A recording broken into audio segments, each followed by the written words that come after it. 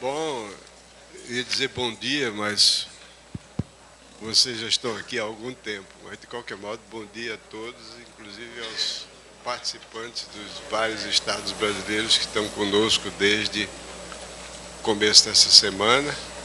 E no momento em que nós encerramos as atividades do 20º ano de atuação do nosso programa, nós achamos que seria uma justa homenagem para expressar o nosso reconhecimento a uma pessoa que muito trabalhou para que os nossos projetos se realizassem, que é o professor Jacó Palles, que foi diretor do INPA durante boa parte desses 20 anos e que realmente, sem ele, teria sido muito difícil, para não dizer impossível, nós fazermos esse nosso trabalho.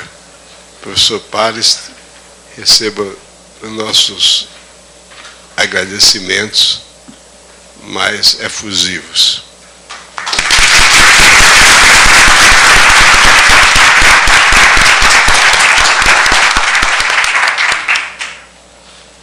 Então,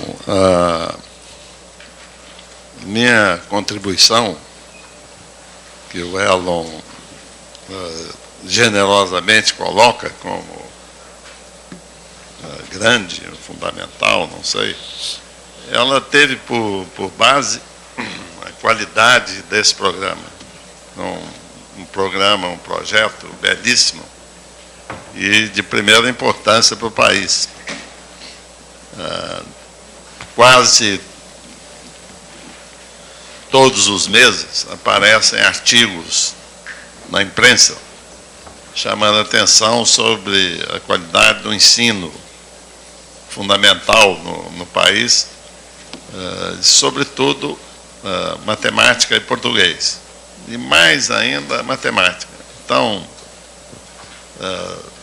para mim ficou claro ainda nos anos 90, né, no início das atividades desse projeto, que esse era um projeto realmente muito importante, concreto e dirigido por um matemático de primeiríssima linha, que é o Elon Lima, e um grupo também de primeiríssimo nível, e com um pendor extraordinário para comunicar matemática como ela deve ser colocada, de conteúdo, né, de ideias, e de modo que eu segui a trilha. Há 9 anos atrás, nós estávamos lançando um projeto amplo do avanço da matemática brasileira, e eu tive o prazer de conversar com ela como expandir esse programa do seu foco local, no Rio de Janeiro, no estado do Rio de Janeiro, para todo o Brasil. Então, nessa época havia a Rede Nacional de Pesquisas. Então, nós, matemáticos, saímos na frente, criando, é claro, dirigido pelo Elon, uma rede nacional que começou modestamente, 7, 13, é um cronograma de crescimento, hoje são 26, e a projeção para 40 centros espalhados pelo país todo. Não é isso. Eu acho que o mérito cabe a você e aos seus colegas. O que eu fiz foi reconhecer isso. Obrigado.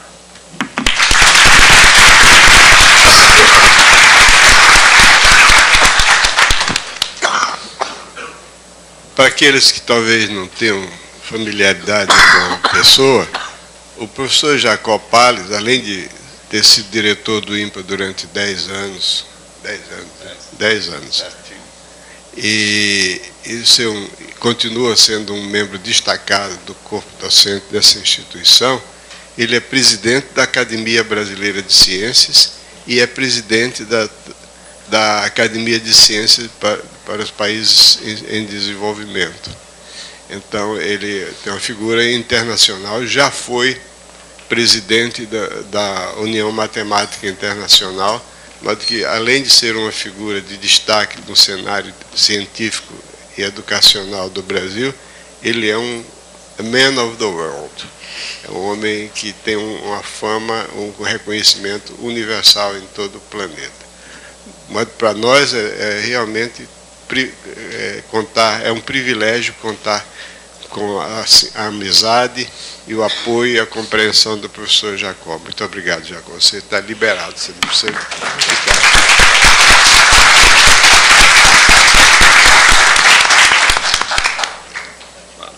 No âmbito doméstico, já que a gente está nessa fase de falar um pouquinho sobre esses 20 anos que nós completamos hoje, além da sorte extraordinária de ter contado com pessoas como Paulo César, o Wagner e o falecido professor Morgado, e agora recentemente com o professor Luciano, que veio se associar a nós e colaborar conosco, eu queria dizer que nós temos na retaguarda uma pessoa extraordinária, que é a professora Maria Celano Maia, que toma conta de vocês e toma conta das atividades dos 26 centros do Brasil. Ela realmente merece o nosso agradecimento e o nosso reconhecimento pelo seu esforço. E eu quero dizer também que ontem, não queria deixar em branco esse fato, eu fiquei de veras sensibilizado e, por que não dizer, comovido, quando uma professora daqui do Rio, ao resolver um problema de matemática financeira, falou que aprendeu aquilo ontem, na aula do professor Morgado. Aquilo me deixou assim, realmente comovido, porque como é que uma pessoa que já faleceu há alguns anos ainda continua ensinando, quer dizer, a capacidade dele de transmitir o conhecimento de uma forma clara, honesta e até às vezes irônica e humorística, né? É realmente notável, e nós vamos, enquanto pudermos, nós vamos continuar transmitindo aquela aula inesquecível e insuperável de matemática financeira. Bom, agora nós vamos passar a responder algumas perguntas que foram propostas, não só aqui, como também nos estados. Primeiro, eu queria dizer o seguinte, que nós esperamos contar na próxima reunião a ideia de colocar 40 centros no país inteiro, transmitindo esses nossos trabalhos. A sugestão do ministro de Ciência e Tecnologia foi que nós puséssemos 100, mas não faz parte do nosso sistema aqui, Paulo César, Wagner e eu, e agora o Luciano também, fazer as coisas assim em grande escala de uma vez. A gente cresce sistematicamente, sempre ambicionando uma amplitude maior, mas sem querer dar um passo maior do que as nossas pernas. Então, 40 já é um número bastante ambicioso no momento. Nem sei se a gente vai poder fazer 40 mesmo, mas que, de qualquer modo, de acordo com o que nos garantiu e assegurou o ministro, graças ao esforço do professor César Camacho, diretor do INPA, nós dispomos de capacidade financeira para fazer essas atividades em 40 centros espalhados por todo o Brasil. Elon, posso acrescentar uma coisa? Pois não. Porque a questão de aumentar o programa não é só uma questão tecnológica de transmissão. Então, eu queria até aproveitar para registrar aqui o agradecimento também para os coordenadores, para a equipe de cada um dos centros que retransmite aí o programa e que é parte integrante dele, né? Então, claro, uma das razões pelas quais a gente tem que fazer um aumento gradual é porque esse programa tem a porção gerada aqui no INPA, mas tem uma porção presencial importante em cada um dos estados, na atividade de resolução dos problemas, que a gente valoriza muito. A gente sempre diz que os alunos aprendem de verdade mesmo. As aulas de manhã são parte do processo, mas ele se completa nesse ato de resolver os problemas e explorar as dificuldades, de errar nos problemas para que essas dificuldades possam ser exploradas. Essa observação do Paulo César é perfeita e sugere já de cara uma resposta a uma pergunta de um professor, que é o professor Cirino, da Universidade do Vale do São Francisco, em Petrolina, que pergunta por que nós não fazemos as sessões de problemas acessível a todo o país simultaneamente. Nós não transmitimos isso. E a resposta para o professor Cirino, aliás, antes de dar a resposta ao professor Cirino, eu queria abrir um parênteses para dizer o seguinte: não é demais, nunca é demais salientar a importância que teve para nós e a satisfação que nos causou a atitude da Universidade do Vale do São Francisco de Petrolina, cuja prefeitura local amparou e financiou a atuação, a integração daquele centro no nosso esquema, sem que nos custasse um só tostão. Quer dizer, esse exemplo mostra que existem algumas cidades no Brasil em que os dirigentes realmente se preocupam com a questão de educação. Então, ele pergunta por que nós não fazemos a sessão de perguntas, de problemas, aliás, de tarde, disponível para todo o país. E o Paulo César acaba de responder isso, que nós queremos utilizar a capacidade que existe nesses centros locais, que são dirigidos por pessoas de nossa plena confiança e irrestrita confiança, e que essas pessoas têm capacidade de fazer essa atuação, executar essa atuação, e nós queremos que eles continuem fazendo isso, para não ficar todo mundo dependendo do que está acontecendo aqui no Rio de Janeiro. Eles têm que ter sua autonomia, sua liberdade de ação e criatividade também. Okay? Então, eu agradeço a sugestão do Paulo César, que, aliás, é nossa, né? Que aqui o que a gente pensa, todos pensam mais ou menos iguais. Mais ou menos. Se fosse tudo igual, não adiantava, né? Aí, A reunido com A é igual a A, né? Todo mundo sabe. Reunião de 3, 4 conjuntos iguais é um deles só, não há necessidade. Muito bem, então vamos começar com as perguntas. Como sempre, o mestre de cerimônias é o Wagner, né? Então, Wagner, você começa. Tem muita coisa hoje, hein? Bom, o FMG, professor Carlos Eustáquio, ele diz assim: quando eu escrevo que a reta R pertence ao plano alfa, devo deixar claro que estou tratando R como sendo um elemento do conjunto das retas de alfa? Carlos Eustáquio, está muito complicado isso. Você não deve dizer que a reta pertence ao plano alfa, porque o plano não é um conjunto de retas. Se bem que você até poderia definir um plano como um conjunto de retas, pode, mas aí nenhum ponto pertenceria a esse plano, porque o plano não tem ponto nenhum lá dentro, né? Só teria retas como elementos. Então, na geometria, os elementos são os pontos e as figuras são conjuntos de pontos. Tá? Então, procure simplificar a sua maneira de falar e falar do jeito que todos nós falamos. Aliás, Wagner, eu enfatizei na minha aula inicial que isso que você está acabando de dizer. Aliás, você podia até convencionar, olha, nós vamos usar aqui, por abuso de linguagem, dizer que a reta pertence ao plano, mas na realidade não pertence, mas apenas é um costume que a gente pode dizer, a reta pertence ao plano, quer dizer com isso que a reta é um subconjunto daquele plano. Isso. Eu creio mas não que, deve dizer isso, deve porque dizer. Confunde a noção de pertence, um elemento pertence a um conjunto, é uma noção importantíssima em matemática para ser utilizada de forma diversa da que deve ser. enfim. Erivaldo Gomes, de Teresina, ele pergunta se num próximo curso a gente pode abordar conteúdos de lógica.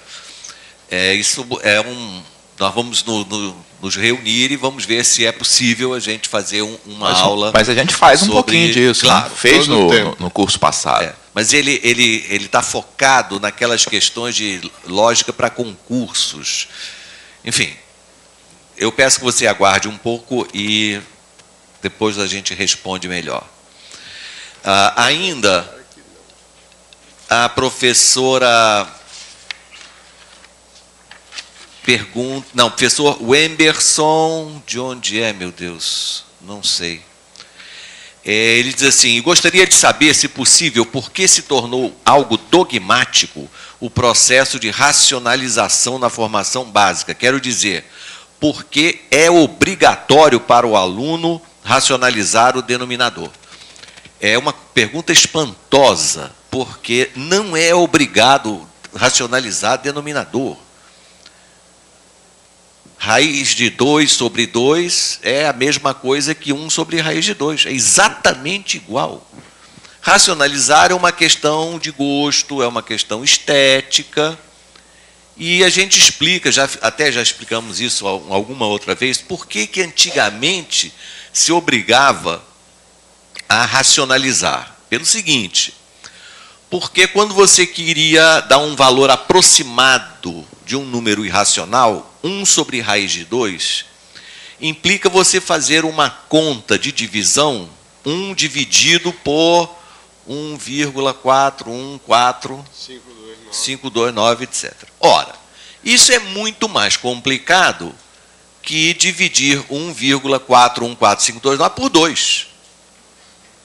Então, a questão da racionalização, antigamente, é porque não havia calculadoras, né? Então, as contas tinham que ser feitas manualmente, e para se dar um valor aproximado de um número irracional, era mais prático que o denominador fosse, pelo menos, inteiro. Hoje em dia, com calculadoras, não há a menor necessidade disso. Você racionaliza se quiser, se for do seu gosto, mas se for esteticamente mais interessante. Deixa que a máquina faz isso. 1 dividido por raiz de 2... Então, esse negócio de obrigar não pode ser feito mais nos dias de hoje. Espera aí, Wagner, deixa eu acrescentar mais uma coisinha só. É o seguinte, essa questão de valores aproximados, quando você tem um denominador que também é dado aproximadamente, é complicado. Porque um pequeno desvio no denominador pode causar um enorme desvio no resultado. Quer dizer, quando você pega um número dividido por outro, que é dado por uma fração decimal infinita, você faz uma alteração no número de casas decimais, o resultado pode mudar muito. Tá? Mais uma só e... No numerador, não. No denominador, sim. O professor Jorge, do Rio de Janeiro, diz assim, o senhor não falou nos poliedros regulares. Não deu tempo, claro. Aproveito para perguntar o que são poliedros semi-regulares. Bom, tá certo, não deu tempo de falar assim especificamente nos 5 poliedros regulares, mas eles apareceram. A aula estava cheia de dodecaedros e cosaedros. A avaliação de hoje tinha octaedro, na aula do Paulo César tinha cubo. Então, eles apareceram, sim. Né? Não assim muito formalmente, mas estavam todos lá. Os poliedros semi-regulares, também chamados de poliedros arquimedianos, são resultados de lapidações nos poliedros regulares. A definição é a seguinte: um poliedro chama-se semi-regular quando ele é convexo, formado por faces congruentes de 2 ou 3 gêneros diferentes. Um exemplo que vocês viram aqui de poliedro semi-regular é a antiga bola de futebol, aquela cujas faces eram pentágonos e hexágonos regulares, né? Pentágonos todos regulares idênticos e hexágonos regulares idênticos. Então, esses são os poliedros arquimedianos, ou semi-regulares, e eles são em número de 13. Enquanto só existem 5 regulares, existem 13 semi-regulares. Outro exemplo foi na avaliação também, né? Eles não trabalharam com... Sim, na avaliação teve a criação de um poliedro semi-regular, né?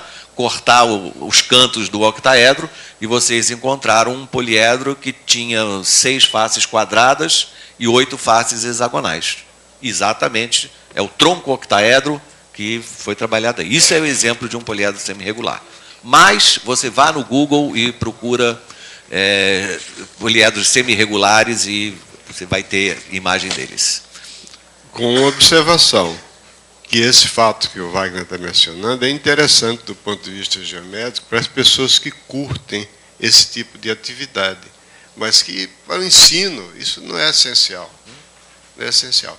Os poliedros regulares são realmente um objeto interessantíssimo, porque, entre outras coisas, eles formam a finalidade, o final, o grande finale do livro mais famoso de todos os tempos, que é o livro Os Elementos de Euclides. Ele termina o livro, o coroamento do livro é mostrando como construir, que existem esses 5 poliedros regulares e só são eles. Agora, os poliedros semi-regulares são interessantes do ponto de vista do lapidador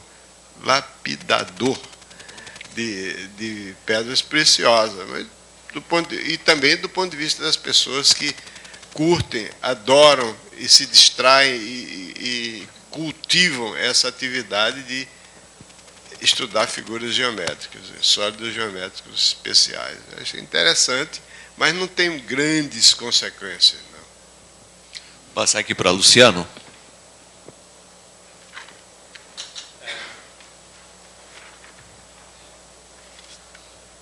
Tem uma pergunta que, curiosamente, apareceu em janeiro também, então ela deve ser importante. Vou falar dela de novo. Luciano, gostaria de saber se na sua escola o senhor ensina progressão aritmética de segunda ordem. Após o ensino de PA, é válido abordar as PAs de segunda ordem ou isto fica fora do nível médio dos alunos? Então, a questão aqui é justamente essa.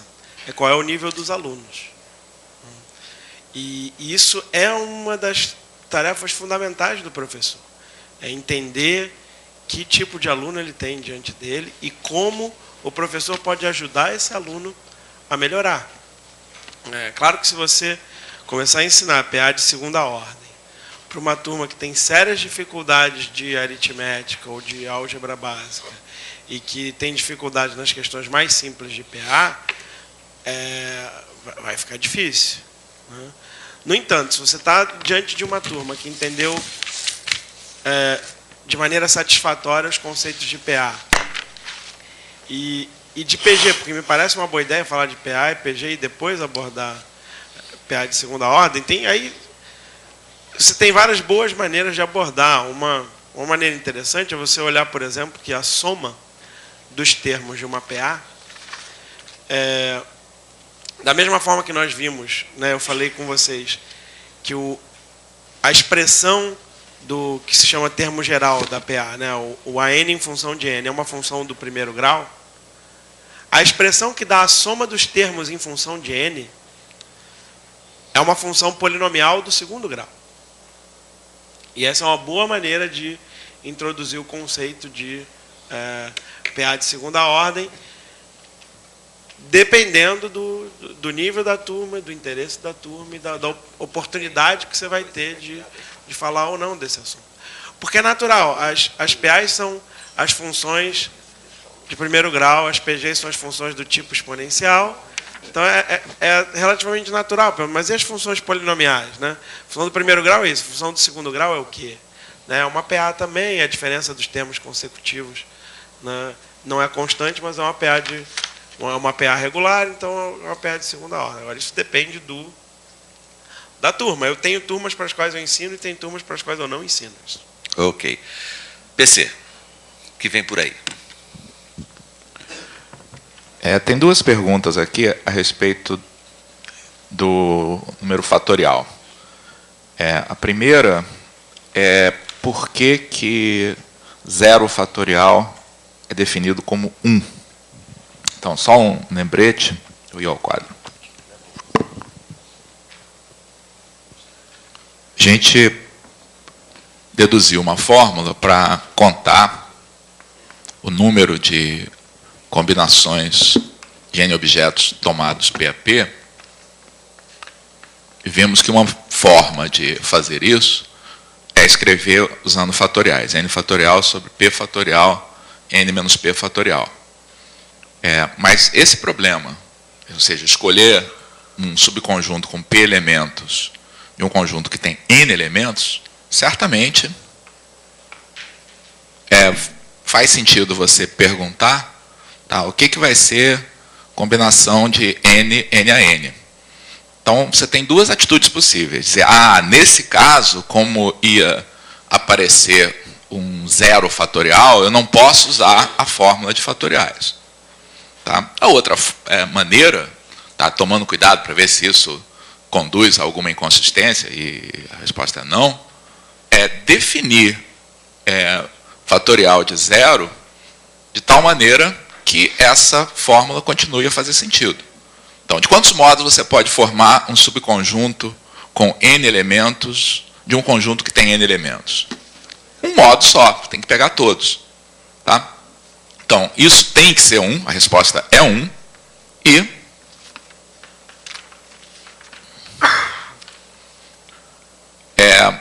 para que essa fórmula funcione, a única maneira que eu tenho é definir zero fatorial como sendo igual a 1.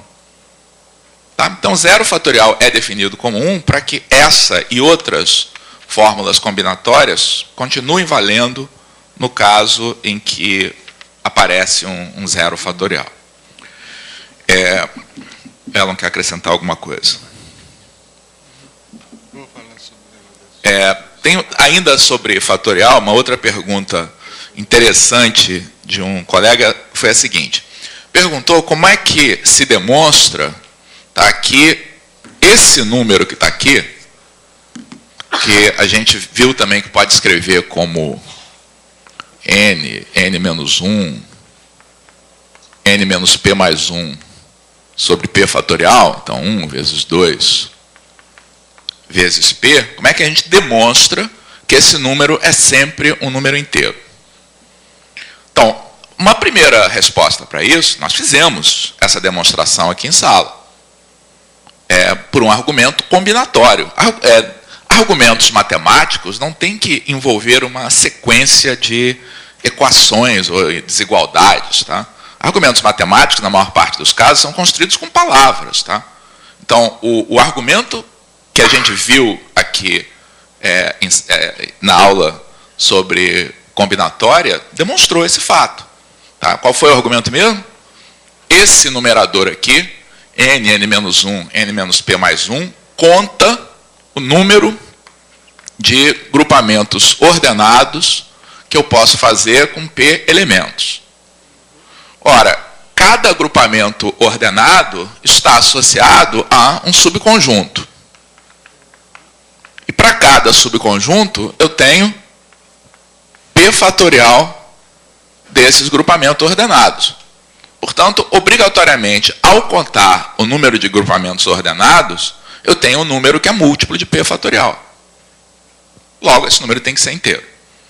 Tá? Então, essa é uma demonstração.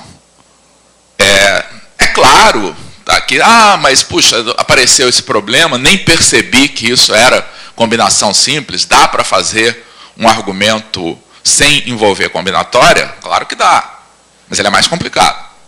Tá? Então, por exemplo, você pode argumentar a respeito dos fatores primos que estão presentes aqui nesses dois números. Não é difícil mostrar que você pega um primo qualquer, o número de vezes que ele vai aparecer aqui é sempre maior ou igual que o número de vezes que ele aparece aqui no produto de 1 a p, e daí você mostra que o número do numerador é divisível pelo do denominador. Mas é bem mais complicado. E o argumento combinatório funciona perfeitamente.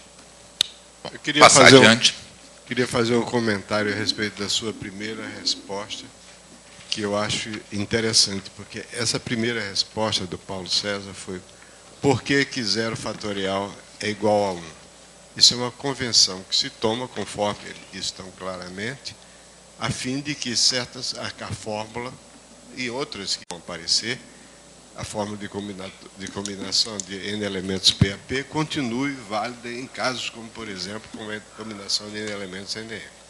Mas nessa ocasião, a gente deve levar em conta que essa atitude de dar sentido matemático a uma coisa que não tem sentido é uma atitude que, em princípio, originalmente, de acordo com a definição prévia, não faz muito sentido.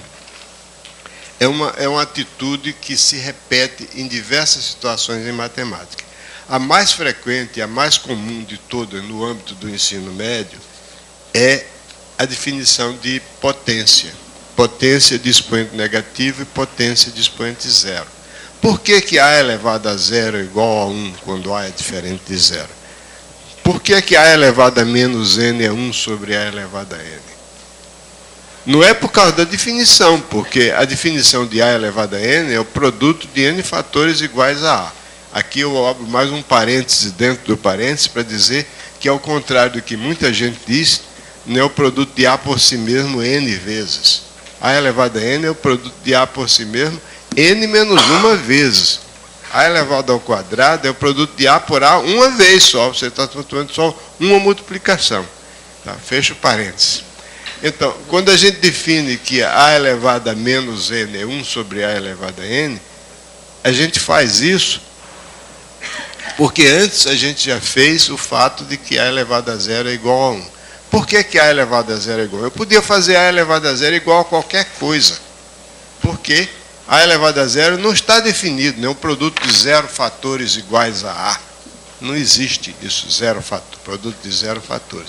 Embora você também possa até definir o produto de zero fatores é igual a 1, sempre. Mas não é. Então, por que A elevado a zero é igual a 1? Porque você quer que continue válida a regra de que A elevado a N vezes A elevado a P é igual a A elevado a N mais P, mesmo quando N e P não são números positivos. Então, eu quero estender a noção de potência, que em princípio só tem sentido para expoente positivo, quero estender, fazer com que ela tenha sentido para expoente negativo também, e para expoente zero também. Eu quero, em particular, que A elevado a zero seja uma definição dada sem perturbar aquilo que já existia anteriormente. Ou seja, que A elevado a N vezes A elevado a P é igual a A elevado a N mais P. Então, A elevado a N dividido por A elevado a N é igual a A elevado a zero. Então, é igual a N menos N. A elevado a N menos N, que é igual a elevado a zero. Então, essa atitude é uma atitude que prevalece. Por exemplo, por que o produto de dois números negativos é positivo? Porque eu quero estender a noção de multiplicação de números que eu conhecia para números positivos, quero estender para números negativos também, de tal modo que as regras operacionais, ou seja, distributividade, comutatividade, etc., continuem válidas. Então, para que continuem essas regras válidas, menos 1 por menos 1 tem que dar 1. Então, é isso. Então, essa coisa que o Paulo César disse é rica em ilações e consequências, quer dizer, em atitudes semelhantes a essa que você encontra no dia a dia da matemática. É isso que eu queria dizer. Bom, eu vou aproveitar aqui e fazer uma observação a respeito de uma pergunta interessantíssima do Rio Grande do Sul, que é o seguinte: como demonstrar que o volume da esfera é 4/3 de PR3 e que a área total da mesma é 4PR2, usando o conceito do ensino médio? Aí você tem duas coisas. Você tem o volume e tem a área. O volume de um sólido foi definido com toda clareza e de uma forma muito interessante, né, pelo Wagner aqui, quando ele colocou aquela tigela e encheu de cubos, etc. Aquilo é formidável. É o número real cujas aproximações por falta são os volumes dos poliedros retangulares contidos nesse sólido. Sendo que talvez ele tivesse dito uma coisinha a mais, que é o seguinte: todo número real fica caracterizado por seus valores aproximados, que normalmente a gente faz valores aproximados por falta e não por excesso. Podia fazer por excesso, porque os valores aproximados por falta podem ser representados por frações decimais às quais nós vamos acrescentando novas casas decimais para obter uma aproximação melhor. Se fosse por excesso, eu teria que modificar os números anteriores, enquanto que é por falta, você simplesmente acrescenta mais uma casa decimal, mais uma casa. Então, o fato é o seguinte, os números reais são representados, são aproximados, são representados por suas aproximações. Então, o volume de um sólido é um número real cujas aproximações, quer dizer, cujo modo de representar são os volumes do sólido nele contido. Muito bem. E a área? A área de uma superfície é um negócio uma superfície curva, muito mais delicado do que o volume. Então, a gente pode, se você quiser aproximar, é a mesma coisa que o comprimento, é pior. Eu ia dizer que é a mesma coisa que o comprimento de uma curva. Não, o comprimento de uma curva você pode fazer como sendo um número real cujos valores aproximados são os comprimentos das poligonais inscritas na curva. Mas se você fizer isso com a superfície, você vai encontrar absurdos. Houve um matemático alemão chamado Hermann Schwarz, que no meado do século XIX, ele era aluno de Weierstrass, ele deu um exemplo que chocou todo mundo. Que, assim, pegou um cilindro e você colocou um poliedro inscrito no cilindro e disse que a área lateral do cilindro, claro, todo mundo acha, seria o limite das áreas desses poliedros inscritos, desde essas superfícies poliedrais inscritas, quando as faces fossem tornando-se cada vez menor e menor e menor. Então ele mostrou que, dependendo da maneira como você faz a inscrição desses poliedros dentro do cilindro, você obtém resultados bem diferentes, inclusive resultados infinitos. Então, não é por aí. Então, a noção de área de uma superfície curva é uma noção complicada, delicada, e que não existe uma unanimidade, inclusive até hoje em matemática. Se você quiser considerar a superfície da forma mais geral possível, superfícies apenas contínuas e não diferenciáveis, não existe unanimidade. Há diferentes maneiras de definir isso. Agora, do ponto de vista de superfícies diferenciáveis, não. Tem que ser as aproximações por pedaços de planos tangentes à superfície. Então, a questão de definir a área de uma superfície, como, por exemplo, a superfície da esfera, é simplificada pelo fato de que se trata de uma superfície convexa, então a área está claramente definida, você tem que tomar pedaços de planos que são inscritos, poliedros inscritos na esfera. Aí funciona porque você está considerando uma superfície convexa. Mas se você quiser ver como fazer isso, a pessoa que fez essa pergunta, veja, eu tomo a liberdade de dizer, procure o meu livro, Medida e Forma e Geometria, que está lá, a demonstração, e qualquer livro de geometria. Existe uma diferença básica entre volume e área que eu acabei de mais ou menos esboçar. Mas procura ver áreas, medida e forma em geometria que tenha a demonstração. Bem, vamos a Salvador, Bahia. Professora Rita Fortuna diz assim, o irlandês Hamilton, não sei o que, foi falando, e tem um problema que intriga a essa professora que diz assim, um mercador deve passar por 20 cidades do globo terrestre. Cada uma dessas cidades está ligada por estrada a 3 outras cidades. Que itinerário deve seguir para visitar todas as cidades sem passar 2 vezes pela mesma e depois regressar ao ponto de partida? Gostaria de dar um comentário e se eu faço isso por tentativas, como é que eu estimulo os alunos a tentar descobrir soluções e problemas relacionados com o cotidiano? Eu responderia parcialmente à professora Rita que ela está entrando num assunto bem amplo, né, chamado de grafos. Isso. E as 20 cidades com ligação de 3, você pode imaginar isso como o dodecaedro Imagina o dodecaedro, né, botar comprimido lá dentro para ele virar uma esfera. Então, é exatamente o modelo que ela propõe de 20 cidades, cada uma com 3 ligações. Não vou responder, ela vai chegar à conclusão, mas eu vou dar um exemplo aqui para tentar esclarecer. Olha essa figura. Perguntaria para vocês, essa figura pode ser desenhada inteira sem tirar o lápis do papel? Por quê? Como é que você decide, né? Se eu te der uma figura qualquer, como é que você decide se ela pode ser desenhada inteira, se há um caminho que passe, né, sem passar 2 vezes pela mesma linha, tá? Cada linha só pode ser percorrida uma vez. Como é que você decide isso? Observando os vértices. Esse vértice tem 1, 2, 3, tem gênero 4, né? Quer dizer, tem 4 linhas que chegam nele. Esse tem gênero 2, esse tem gênero 4, esse tem gênero 3, esse aqui tem gênero 3, esse aqui 4. Né? Isso aí é vértice? Posso considerar ou não, tanto faz. Tanto faz. Não quiser, pode não ser. O que acontece?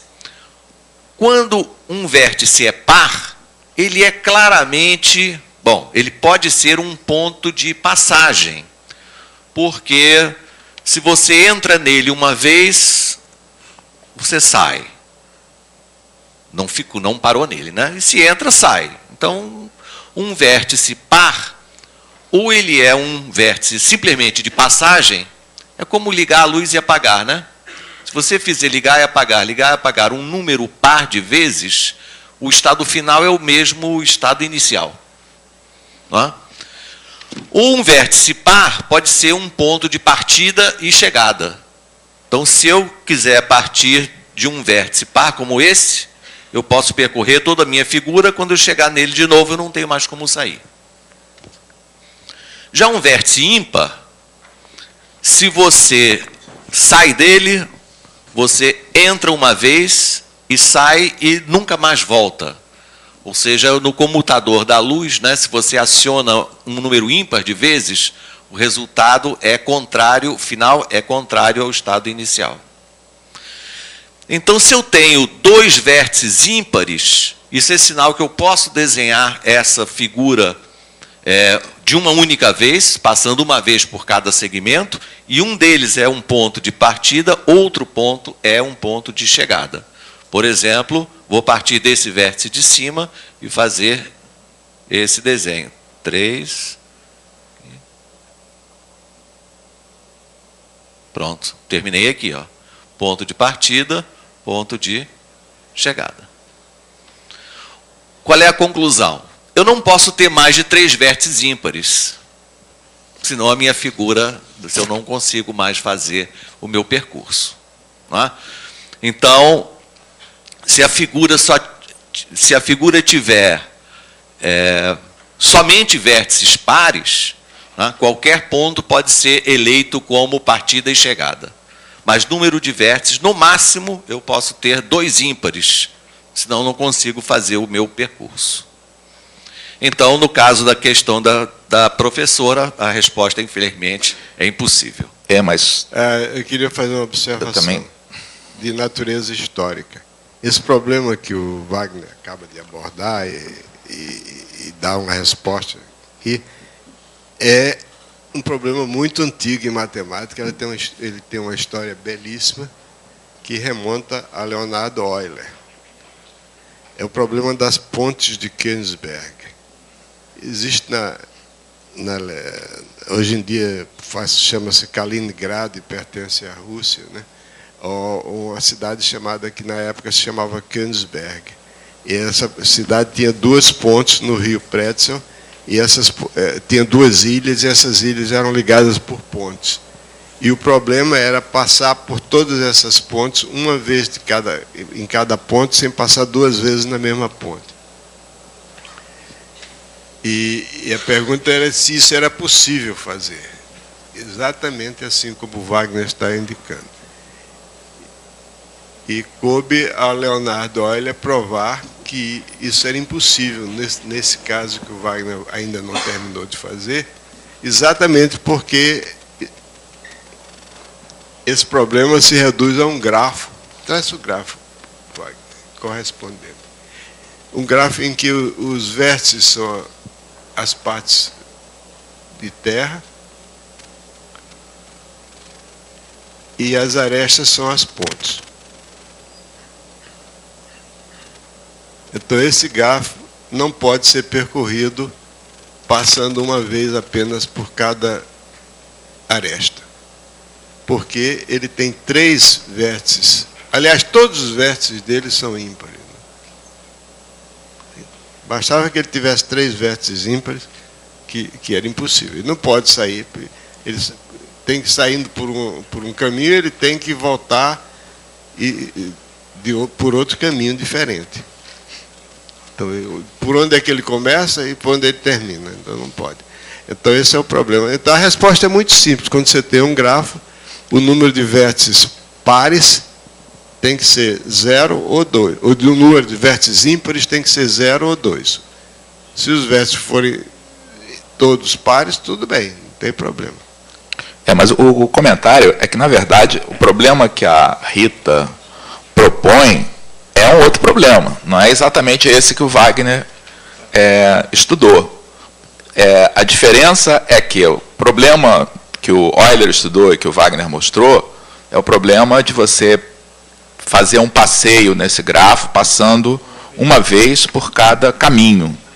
Mas o problema que o William Hamilton lançou no estudo da matemática é um problema que parece que é basicamente a mesma coisa. Você quer percorrer o grafo, você não faz questão de passar por todos os caminhos, você quer passar uma vez por cada um dos pontos, uma vez por cada cidade. A primeira intuição que a gente tem é a mesma coisa. Eu fiz a leitura equivocada. Eu li e entendi o outro problema. Não, a coisa esse problema é muito parecido com o outro. E, surpreendentemente, não é. Tá? É um problema muito mais difícil. Tá? É um problema, inclusive, que está um dos problemas que motivaram, mais recentemente, aí, todo o surgimento de uma área de complexidade computacional e que ilustra bem algo que o Elon falou, fez um comentário na aula sobre combinatória. Porque resolver o problema do William Hamilton, que é descobrir se é possível ou não visitar os vértices de um dodecaedro passando uma vez por cada um, sem repetir vértice, é trivial. Por que é trivial? Ordena esses vértices. Tá? Chama eles de 1 a 20. Tá? E aí, cada caminho possível corresponde a uma permutação circular aí desses vértices. Então, em princípio, você pode fazer uma lista, tá, de todos os caminhos possíveis e experimentar um por um, ver se dá para realizar. Esse dá certo, esse não dá certo, tá? E fazer essa lista exaustiva. Um computador, então, a ideia das pessoas é que faz isso facilmente. Pois bem, se você tiver o mesmo problema para 20, até acho que dá para fazer no computador. Mas se você tiver 50, por exemplo, eu tenho certeza que não dá para fazer no computador. Se você for calcular quanto é que é o número 50 fatorial e colocar todos os computadores aí do mundo testando esses caminhos, tá, eles não terminam aí no tempo de duração do universo até hoje. Que é o comentário que o Elon fez, tá, de que fatorial é algo que cresce extremamente rápido. Tá? Então, isso gera aí toda uma área de atividade. Será que tem maneira eficiente de resolver esse problema? Tá? E que é uma das razões para a gente estudar a combinatória hoje em dia. Esse problema que o Paulo César se referiu se chama o problema do caixeiro viajante, que é um problema que ocupa a preocupação de vários matemáticos. Eu queria dizer o seguinte, essa observação de que o fatorial cresce rapidamente, eu tomei realmente contato com essa rapidez do crescimento do fatorial quando eu comecei a pensar sobre uma afirmação que é feita nos livros didáticos, que é segundo a qual a regra de Cramer é o método mais eficiente para resolver um sistema de equações lineares. Então, eu imaginei um sistema de equações 20 por 20 equações com 20 incógnitas, resolvido pela regra de Cramer. Então, eu tinha que calcular 21 determinantes. Cada determinante, se eu fosse usar a definição de determinante, é uma soma de fatorial de 20 parcelas. E cada parcela envolve 20 multiplicações. 19 multiplicações. Olha aí, caí na minha armadilha. Obrigado. Cada parcela envolve 19 multiplicações. Então, eu fiz uma conta rápida e imaginei o seguinte. Suponha que você tivesse um computador que fizesse 1 milhão de multiplicações ou divisões por segundo e programasse esse computador de tal modo que ele fosse resolver esse sistema utilizando a regra de Cramer e calculando os determinantes, não a partir da definição, que seria obviamente impossível, mas a partir do desenvolvimento de Laplace, segundo linhas e colunas. Então, o resultado a que eu cheguei foi simplesmente fantástico. Para resolver um sistema 20 por 20, um computador que faça 1 milhão de multiplicações ou divisões por segundo, levaria 2 bilhões e 700 mil e alguma coisa de anos, trabalhando ininterruptamente. Então, isso dá uma ideia da rapidez com que cresce o fatorial. Luciano. Tem várias perguntas legais. A primeira que eu quero responder é a seguinte. Pergunta de um aluno de Belém do Pará. Você acha confiável o cálculo de probabilidade no Campeonato Brasileiro? Para saber se as chances de uma equipe ser rebaixada ou campeã, por exemplo? Sabendo que o resultado do futebol envolve muitas variáveis, etc., como é feito esse cálculo? Essa é a principal pergunta. Como é feito esse cálculo? Porque cada pessoa pode fazer esse cálculo de uma maneira diferente. Eu tenho meu método. Oi? Eu tenho meu método que eu apliquei aí na Copa do Mundo para fazer os bolões e tudo. Então, fiquei em 40º lugar. Muito bem. O método do Paulo César. Eram 43 participantes. Não, eram 120, mais ou menos. O método dele atualmente é usar o polvo.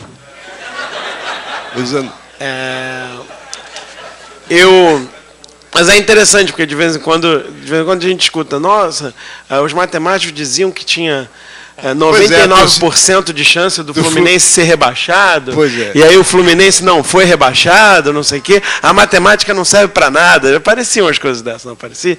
Não, é aquela história, se a matemática diz que 99% de chance do Fluminense ser rebaixado, e o Fluminense não foi rebaixado, qual foi o erro da matemática? Nenhum, sabe?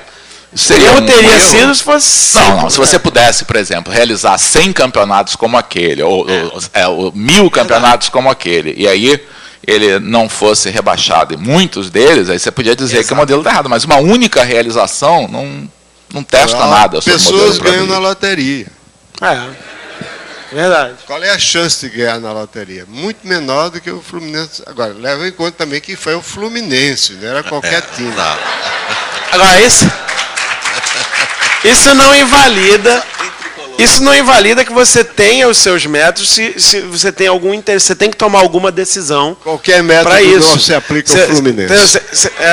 Você quer decidir se você vai se tornar sócio de um clube ou não, e tal, e você vai analisando as possibilidades desse clube te dar alegrias e tal. Sei lá, não sei. Bom, eu vou engrenar outro. Luciano, aqui. deixa eu só para aproveitar que eles estão focalizados aqui, eu já retorno a você. Um colega que eu acho que não se identificou, falou que gostaria de ver em um software de geometria 3D a figura de um tetraedro com as 3 esferas notáveis, a tangente às arestas, a inscrita e a circunscrita ao tetraedro. Tá? Então, mostra aqui. Então, está mostrando para o Brasil todo, menos para o pessoal aqui do auditório, que eu mostro depois. Que o software que eu utilizei, mostrei lá na aula sobre distâncias e ângulos, faz isso. Tá? Então, o pessoal do Brasil todo, para o pessoal daqui, eu vou pegar o adaptador depois aí para mostrar, permite você fazer esse tipo de construção. Tá? Há vários programas que fazem isso, alguns gratuitos, mas o que eu estou utilizando aqui é o Cabri, que tem uma versão que você pode baixar na internet, pelo menos para explorar e usar durante um mês. Tá? Luciano, desculpe. Tá ótimo. Vai em frente. Tem uma pergunta que não foi dirigida a ninguém, mas que eu quero responder. E depois os colegas vêm se querem acrescentar alguma coisa. É a seguinte. Professores, quando em sala de aula o professor solicitou ao aluno que faça o exercício e ele responde que não vai fazer, qual atitude deve tomar o professor? Está identificado o professor iniciante do Colégio Carlos Gomes, no município de Pato Branco.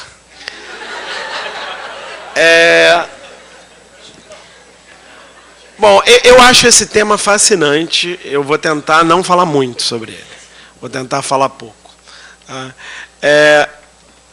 Em primeiro lugar, existe o motivo pelo qual o aluno está fazendo isso. Tem um motivo. Né? Bom, às vezes a gente consegue entender o motivo, às vezes não. Mas esse aluno tem uma razão para fazer isso, porque ele podia simplesmente não fazer o exercício.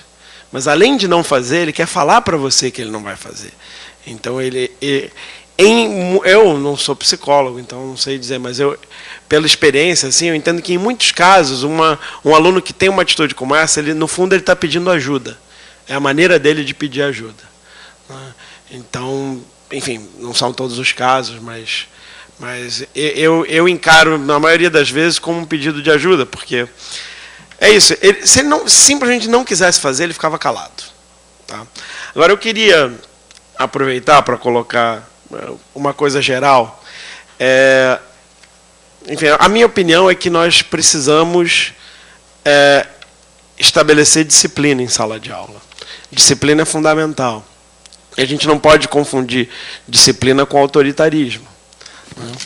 Mas, na minha experiência, é o seguinte. Quando você coloca regras claras desde o início e você estabelece pequenos detalhes, como, por exemplo, a ordem em sala de aula.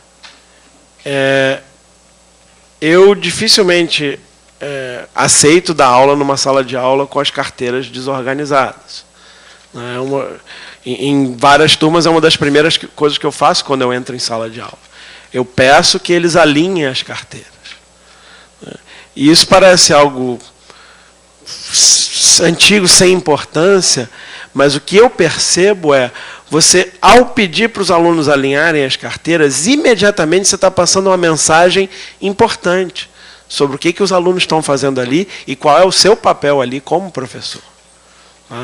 Então, alinhar as carteiras, exigir uma postura adequada dos alunos em sala de aula, com carinho, é o que eu acredito que seja o adequado para a gente diminuir esse tipo de postura, às vezes, rebelde. Né? E você cuidar do ambiente para que ele seja mais propício ao aprendizado. Tá? E perceber que boa parte das indisciplinas são, no fundo, pedidos de ajuda em algum nível. Então, alguns alunos a gente pode ajudar, outros nem tanto. Mas é isso. Eu acho que a gente tem que seguir esse... Obrigado. Deixa eu responder uma pergunta rapidinha aqui. Uma pergunta rapidinha aqui, da professora Fernanda de Brasília. No 9º ano, quando eu ensino radiciação, qual a melhor maneira de resolver o radical raiz quinta de 2 sem o uso da calculadora? Eu acho que para calcular a raiz quinta de 2 sem calculadora, você tem que fazer como o meu professor fazia quando eu estava na escola, que não existia calculadora. Usa tábua de logaritmo. Fora isso, não vejo outro jeito. Né? E não vejo mal nenhum usar a calculadora para calcular a raiz quinta. Aliás, para isso é que serve a calculadora. A calculadora não serve para você fazer multiplicação, nem divisão, nem operações fundamentais, não. Isso aí a pessoa tem que saber a tabuada mesmo e tem que saber fazer essas contas. Agora, raiz quinta de 2, se não vai usar a calculadora, arranja uma tábua de logaritmos. Tá. Quer dizer, sem calculadora e sem tábua de logaritmos, só chutando as coisas, elevando a quinta, e paciência e trabalho para ir chegando perto do resultado. Bom, claro, você pode usar o método de Newton também, mas... Claro, aí, sempre pode, né? Mas... tem uma pergunta aqui, assim, qual é a sua opinião, essa pergunta vem de Belém do Pará, qual é a sua opinião sobre a introdução do regionalismo na aplicação dos conteúdos do ensino médio? É ou não motivador? Bem, não há a menor dúvida que em cada região há situações particulares de aplicação da matemática. E isso deve ser, evidentemente, enfatizado e trabalhado. Agora, separar conteúdos que sejam ensinados em Belém, que sejam diferentes de outros ensinados em São Paulo, me parece um absurdo absoluto, né? Isso vai fazer um isolamento entre as regiões, e a matemática é justamente o contrário disso, é uma linguagem universal. Desde que a matemática começou a ser desenvolvida, a matemática sempre foi ampla, sempre foi igual para todo mundo. Então, deve-se explorar realmente as particularidades regionais, com exemplos, com problemas que sejam mais próximos do cotidiano de cada um, mas a matemática é universal. Essa pergunta me deixou um pouquinho receoso, porque ele usa regionalismo com R maiúsculo. Quer dizer, está... Sabe o que é isso? Isso significa que uma doutrina.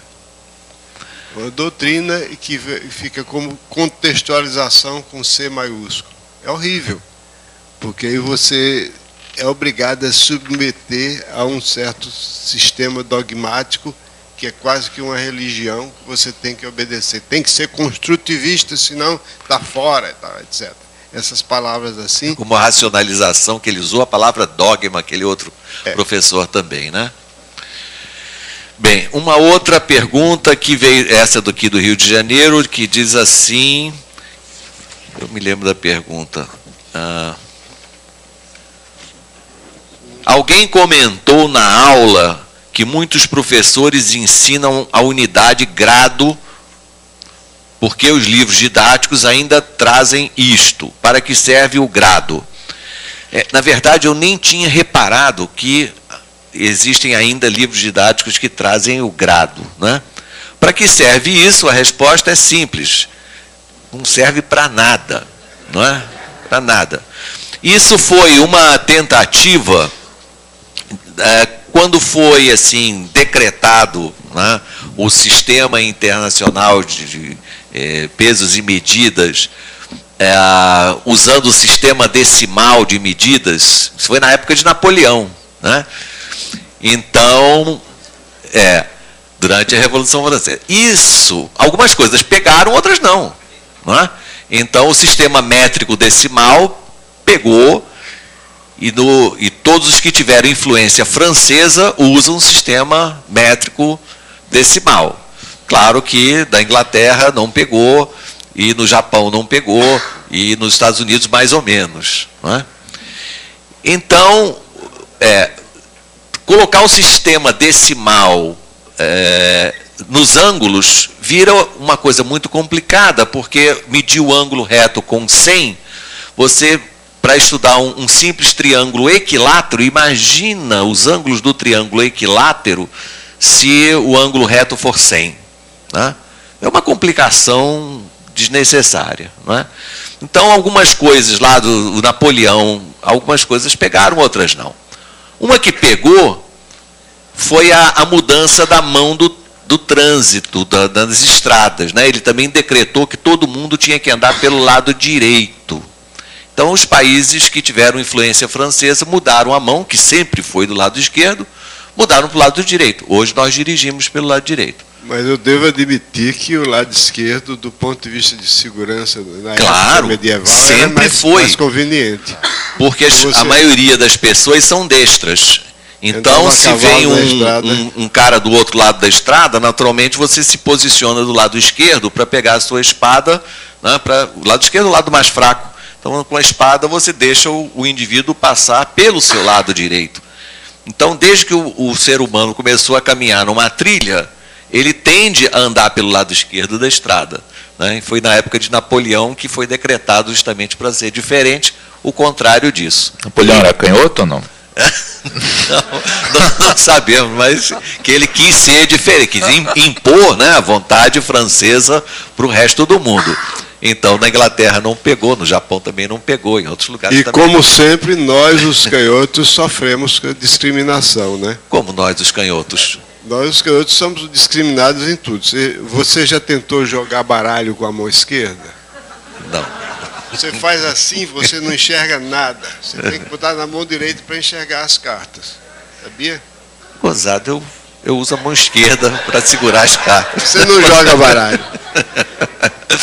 Bom, vamos Wagner, lá. deixa eu fazer um comentário aqui, um pedido que o pessoal da Paraíba aproveita para lembrar que esse ano, mais tarde, no final de outubro, vai ocorrer a 5ª Bienal de Matemática, que é uma iniciativa da SBM, a cada 2 anos, alternando com o colóquio, mas com atividades mais voltadas para os alunos, para os professores. Esse ano ela vai ser realizada em João Pessoa, tá? E nós vamos estar lá, né, pelo menos eu, o Elon e o Wagner, com uma edição do curso, uma edição mais breve aí do curso. Então, principalmente para os professores do Nordeste, tá, essa é uma oportunidade aí da gente ter um contato pessoal. Eu não estou com a data aqui de cabeça, mas é no final de outubro e certamente vocês encontram isso no site da SBM. Luciano. Em que ano do ensino médio, na sua opinião, devemos abordar combinatória e probabilidade? A pergunta foi dirigida a mim, então eu estou supondo que eu tenho liberdade absoluta. Não vou pensar absoluta, não. Não? Você tem liberdade, mas sujeito a relativização. Absoluta não dá. Concordo. Desconsiderando outro tipo de outras restrições, eu abordaria nos 3 anos do ensino médio.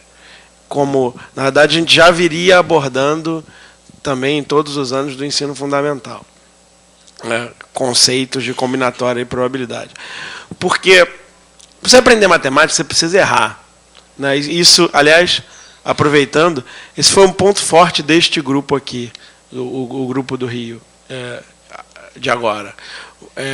Foi um dos grupos que eu já vi que mais teve coragem de errar, né, nas sessões à tarde, etc. E isso foi realmente muito produtivo. Então, parabéns a vocês por isso, é muito importante.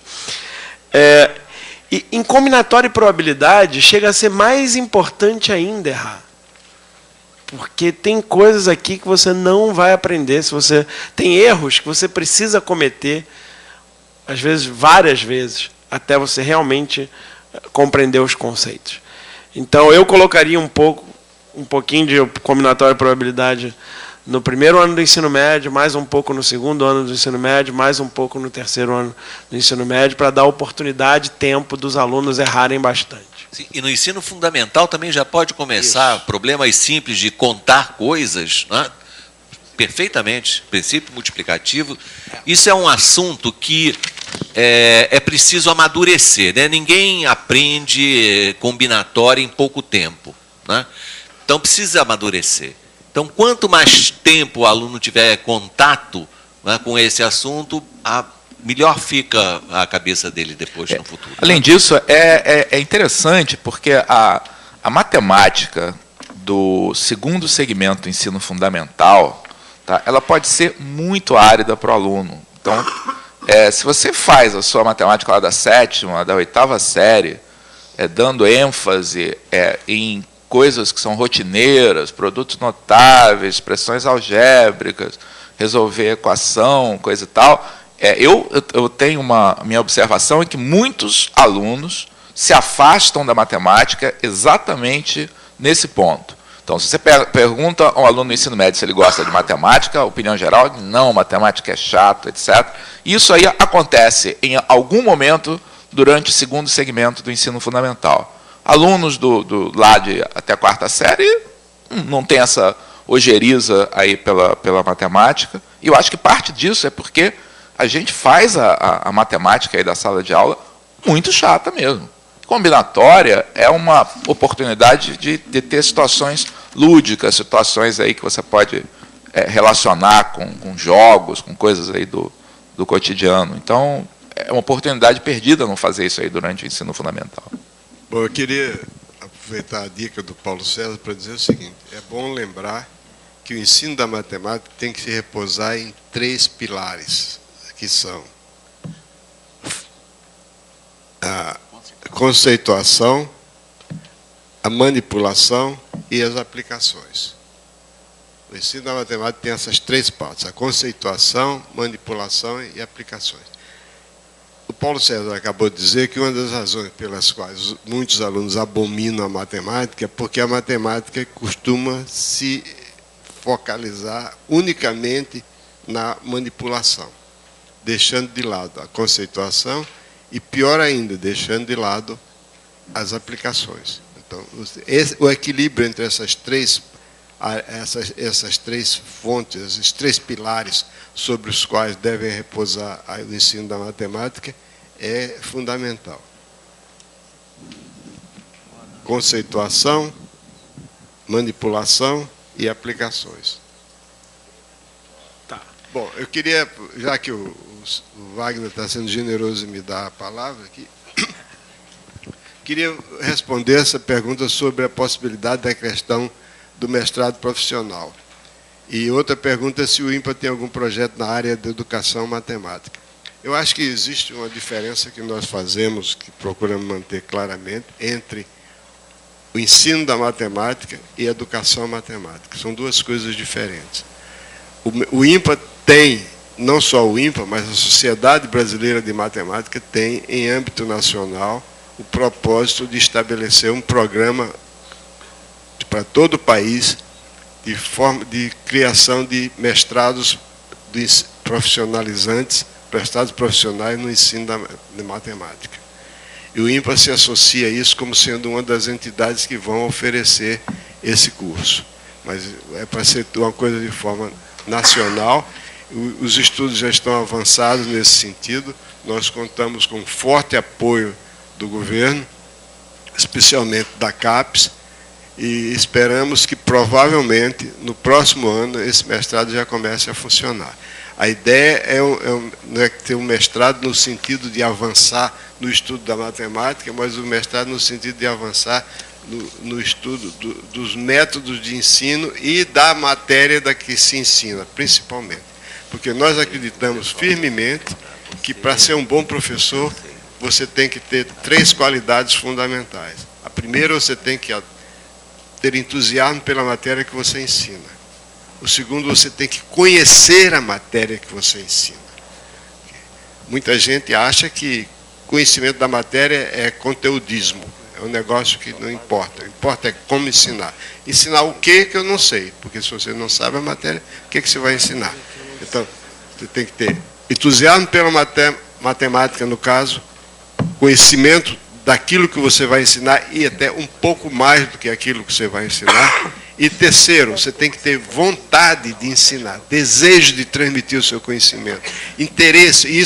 Essa terceira parte envolve o interesse pelo aluno, colocar-se na posição do aluno, não procurar menosprezar o aluno, não procurar ironia, desprezo e chincar. Quer dizer, você tem que respeitar a posição do aluno e procurar considerar os seus problemas. Voltando aqui, então, a resposta é que o INPA tem, não só o INPA, mas mais do que isso, a Sociedade Brasileira de Matemática, que é uma sociedade que é alojada, por acaso, não sei por acaso, mas é alojada aqui no INPA, mas é uma entidade privada que envolve os matemáticos, professores de matemática e matemáticos de todo o país, e que está interessada nessa parte de formação de professores. Para isso, existe uma comissão da Sociedade Brasileira de Matemática que está estudando o assunto e provavelmente, repito, no próximo ano vai começar essa atividade de mestrado profissional em matemática, que já existe em algumas universidades, mas que o INPA vai participar ativamente desse projeto. Agora, educação matemática, não. Porque a educação matemática é outra coisa. Você estuda teorias gerais, aliás, muito bonitas, como as teorias de Piaget e outros, que são interessantes, mas que, a meu ver, não tem muito a ver com o desempenho do professor no dia a dia da sala de aula. São interessantes, do mesmo modo que lógica matemática é interessante. Eu vou uma pergunta aqui relativa à lógica.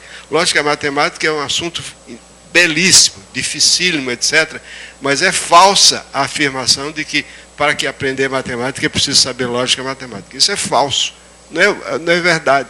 Aqui no INPA nós temos 35, 36 pesquisadores, todos são excelentes matemáticos. Se 2 ou 3 sabem alguma coisa de lógica matemática, é muito, não sei. Não há necessidade de estudar lógica matemática. Estudar o raciocínio lógico, que é inerente ao raciocínio matemático.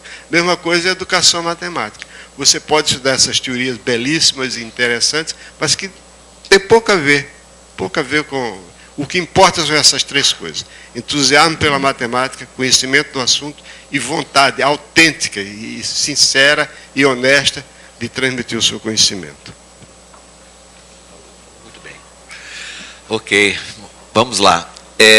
Estamos quase no final, mas ainda queria comentar rapidamente da professora Angeline, de Pernambuco, que sobre definições de trapézios e paralelogramos, porque em um livro ela lê que trapézio é um quadrilátero convexo que possui apenas 2 lados paralelos. Em outro livro ela lê que trapézio é um quadrilátero convexo que possui 2 lados paralelos. Enfim, qual é a definição? Ora, Angeline, definição é algo que você postula. Realmente, você tem razão. Há livros que falam que trapézio possui 2 lados paralelos, outros falam apenas 2 lados paralelos. Com isso, qual é a diferença? É que no primeiro caso, se ele fala que trapézio possui 2 lados paralelos, então paralelogramo também é trapézio, né? E no segundo caso, não. Aí depende da sua conveniência. É que é uma questão até de gosto. Você querer incluir ou não os paralelogramos, né, no domínio dos trapézios. Então você escolhe uma definição, mas siga a sua definição até o final, né?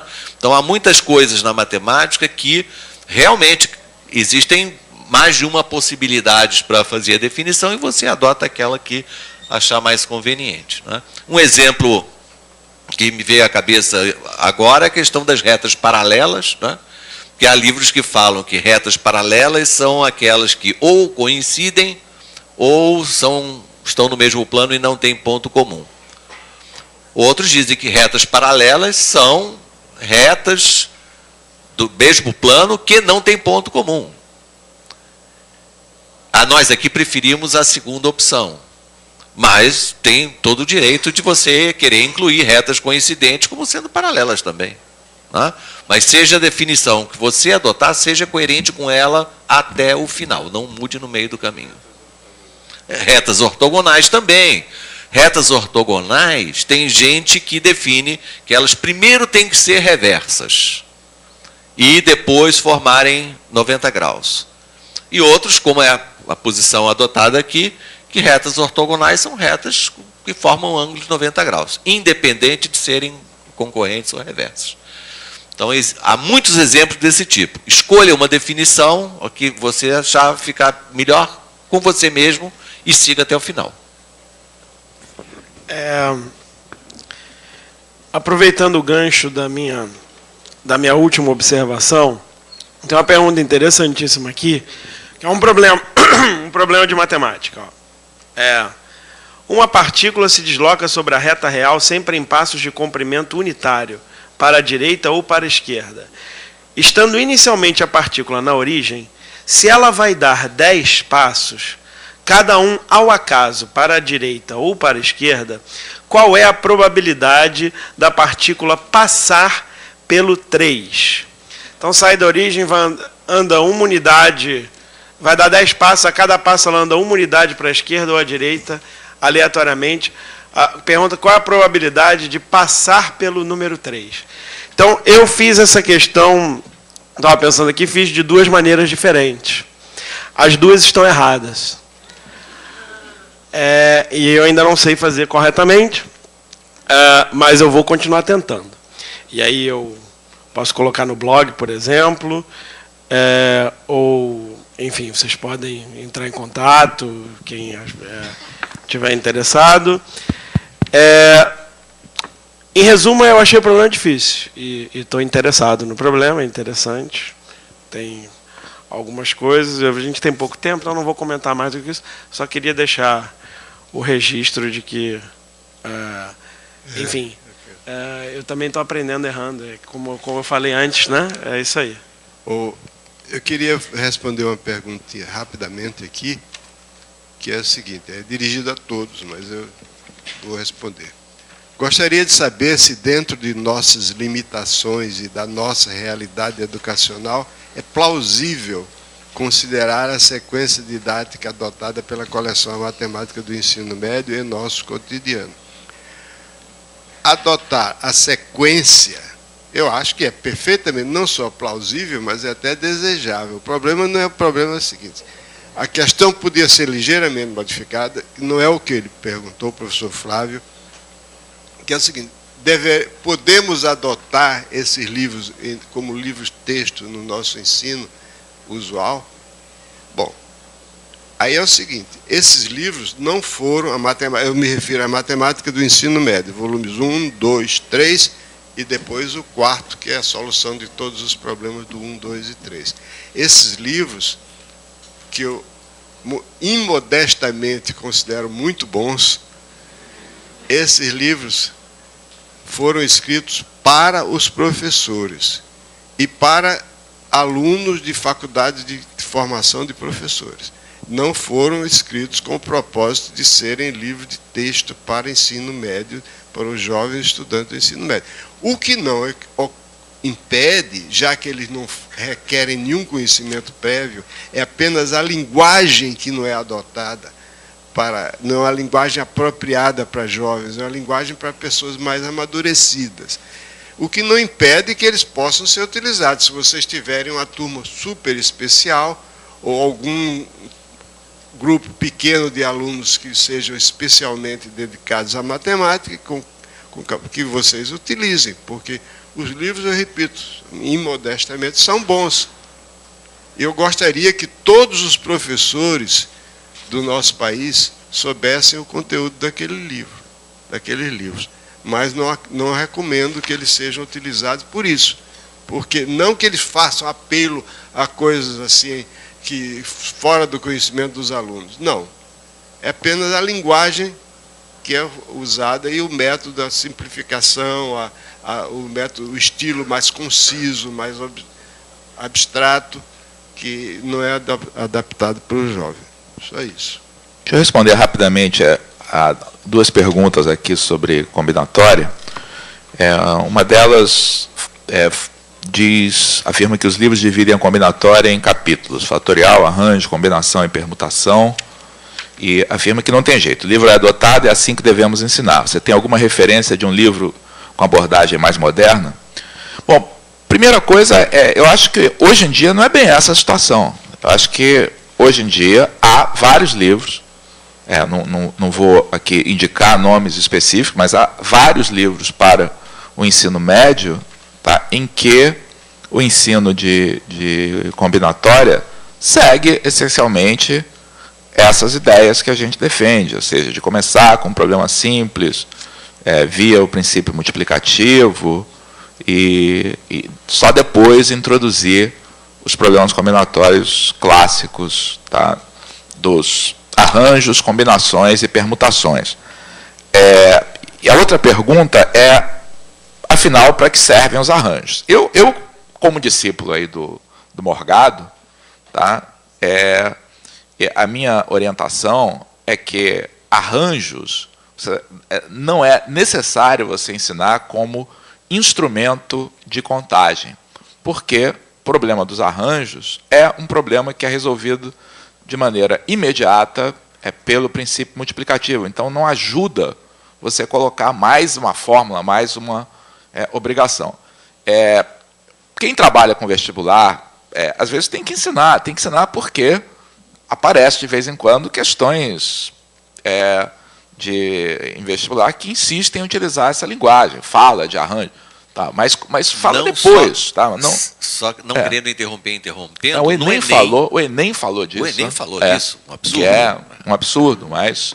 Então, por uma questão cultural, você tem que ensinar, mas aí ensina lá no final, né, de tal maneira que o aluno já tenha aprendido a resolver. E aí, olha, por falar nisso, esse problema aí o pessoal chama de problema dos arranjos. Então, a minha visão hoje em dia é que há livros, tá, tem que olhar, analisar, mas há livros cuja proposta didática é parecida com a qual a gente defende.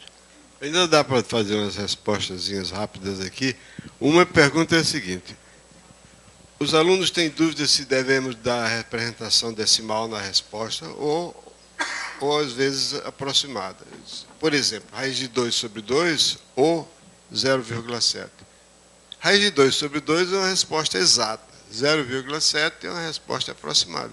Depende da necessidade. Se você tem necessidade de verificar se o aluno sabe o que está fazendo, então você pede um pouco mais do que 0,7.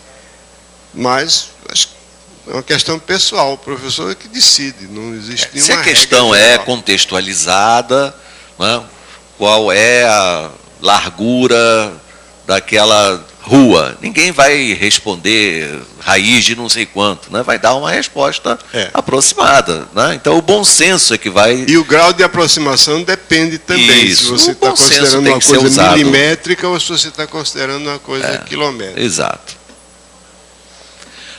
Também rapidamente, o professor de Tocantins pergunta se há uma demonstração mais simples do Teorema de Euler que a apresentada. É difícil, né? Fabiano de Tocantins, você pode ver tentativas de demonstração que dão uma boa ideia que esse resultado é verdadeiro, mas a maioria não usa o fato do poliedro ser convexo. Tá? Então, para o aluno que está começando a tomar contato com o assunto, você até pode fazer alguma coisa que não seja assim, muito rigorosa e tal, não defendo. Mas cuidado, né? Procure ver se qualquer outra demonstração que você encontrar, se as hipóteses lá do teorema estão sendo utilizadas ou não. Tá? Eu queria só... Você deve ter notado que eu sempre puxo a brasa para minha sardinha, né? Eu escrevi um livro chamado Meu Professor de Matemática e Outras Histórias, o qual contém 4 demonstrações diferentes do Teorema de Euler. Então, se você quiser mais demonstrações, não sei.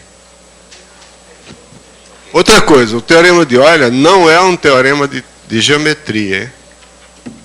É um teorema de topologia. Isso significa dizer que ele é válido para poliedros curvos, retos, esféricos, de qualquer jeito. Ok? Estamos terminados, então eu queria agradecer a presença de vocês todos aqui e a presença de todos os nossos companheiros nos estados e agradecer especialmente aos coordenadores dos nossos programas nos diversos estados que têm atuado com bastante entusiasmo e interesse. Espero que continuem assim nos próximos anos. E quero dizer, em particular para essa turma aqui, que é unânime a opinião de nós todos aqui, que vocês foram uma das melhores turmas que já apareceram por aqui, ultimamente.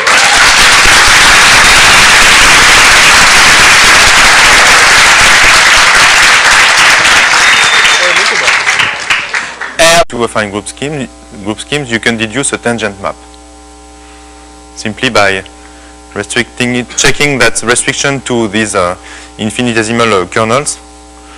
A group homomorphism between affine group schemes preserves the infinitesimal kernels, and this is what is usually introduced in the Lie theoretic way as the map between the tangent spaces. Okay, so I will stop here. Thank you.